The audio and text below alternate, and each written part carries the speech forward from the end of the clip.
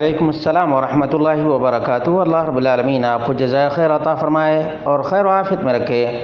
آپ کا سوال تھا کہ ایک پروگرام جس میں قاری خلیل الرحمن حفظہ اللہ دلائل اور براہین کی روشنی میں یہ بات بتا رہے تھے کہ قربانی میں عقیقہ نہیں کیا جا سکتا ہے، قربانی میں عقیقہ نہیں کیا جا سکتا ہے۔ اس کے بعد ایک مقلد نے کہا کہ حنفی مذہب میں جائز ہے، تو کیا ایسا کرنے والے کو کیا کہا جائے گا؟ اس کا جواب یہ ہے کہ اللہ رب العالمین نے فرمایا یا ایھا الذین آمنوا لا تقدموا بین یدی اللہ ورسولہ، ایمان والو اللہ اس کے رسول سے آگے نہ بڑھو۔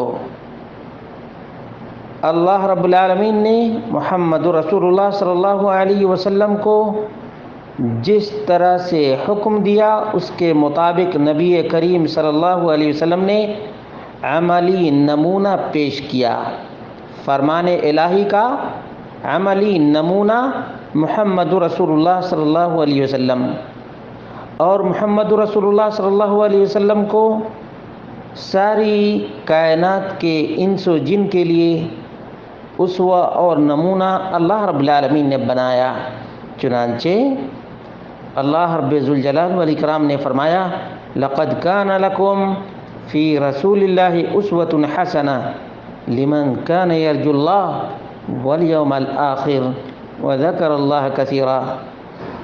تو ان دونوں آیتوں سے ثابت ہوا کہ ایک مومن آدمی کو جسے اللہ رب العالمین سے ملنے کی امید ہے، اللہ رب العالمین سے اجر اور ثواب کی امید رکھنے والے مومن کو اللہ اس کے رسول سے آگے نہیں بڑھنا چاہیے۔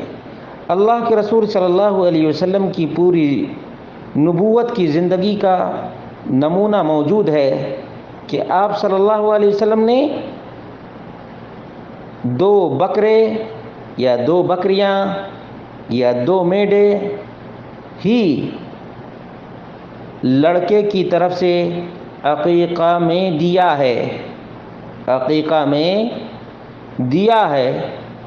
تو بھلا بتائیے کہ اتنے لمبے عرصے میں کسی نے بھی یہ نہیں سوچا کہ قربانی کا موقع ہے، قربانی کے جانور ہی میں ہم لوگ بھی اپنے بچوں کا عقیقہ کر لیں گے۔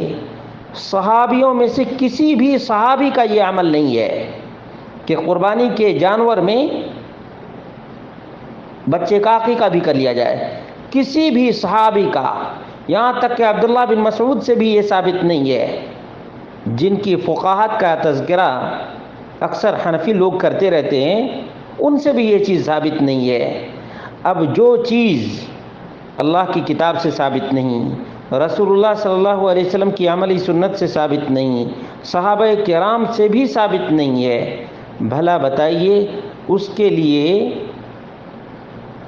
مذہب کا سہارا لینا، فقہی مذہب کا، یہ گمراہی اور ضلالت نہیں تو اور کیا ہے؟